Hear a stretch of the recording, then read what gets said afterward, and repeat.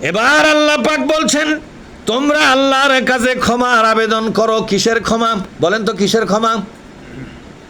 ক্ষমাটা হলো, আপনি নফসের বান্দা ছিলেন, কথা কয় না রে, আপনি ছিলেন নফসের বান্দা, আপনি ছিলেন আপনার গোষ্ঠীর বান্দা, গোষ্ঠীর নেতারা যা বলে তাই শোনেন, ঠিক না ভাই? ঠিক। আপনি এলাকার আতি নেতা পাতি নেতার বান্দা, আপনার গ্রামের একজন নেতা আছে, ওই নেতা বলেছে খবরদার তাফসির মাহফিলে যাব না, তখন আর যায় না। আছে না নাই জোরে এখন? আমাদের এই এলাকাতে একটা গ্রাম আছে, ওই গ্রামে একটা নেতা আছে, ওই নেতা তাফসির মাহফিলে আসার ব্যাপারে নিষেধ করে দিয়েছে, বলছে এরপরে যদি তো দেখি তাফসির মাহফিলে যাবো তাহলে কিন্তু তোর সাথে আমার আর সম্পর্ক থাকবে না।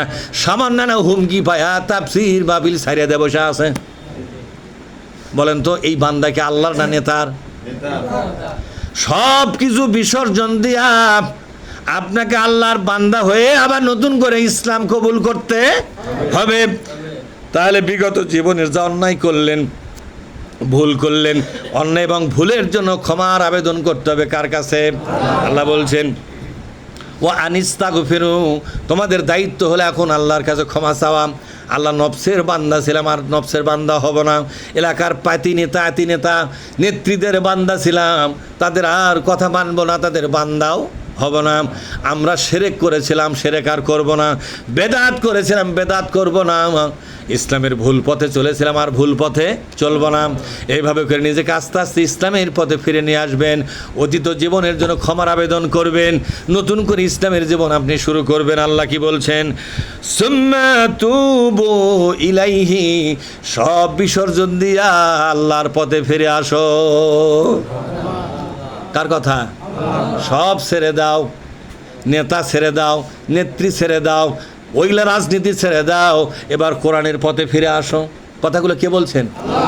মাত্তিউকুম মাতাআন হাসানান ইলা আজালিম মুসাম্মা। আল্লাহু আকবার। তুমি যদি তওবা করতে পারো, সঠিকভাবে যদি ইসলামের পথে ফিরে আসতে পারো, তোমাকে না খাওয়াইয়া মারব না, তোমাকে কষ্ট দিয়ে মারব না। আমি আল্লাহ কথা দিলাম, আমি তোমাকে জীবনের শেষ পর্যন্ত উন্নত মানের খাবার পরিবেশন করব। দেখছেন, অনেক লোক বলে ইসলামের মধ্যে ঠিক মতো চললে ভাত পাবো না, বলে কিনা?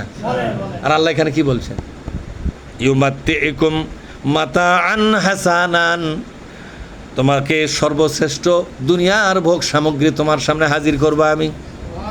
খাদ্যের মধ্যে উন্নত খাদ্য পাবা, বস্ত্রের মধ্যে উন্নত বস্ত্র কেনার মতো তোমাকে তৌফিক দেওয়া হবে, উন্নত মানের খাবার কেনার তৌফিক দেব আমি, সুন্দর ঘুমের ব্যবস্থা আমি করে দেব। তুমি ঘুম সবার জাতি তোমার ঘুম শুরু হয়ে যাবে। এরকম লোক আছে না নাই জোরে এখন? তাই বলে কি তাফসীর মাহফিলে ঘুম? এটা তো সব বনে এসে ঘুমিয়ে দেয়। আমার বোঝেননি?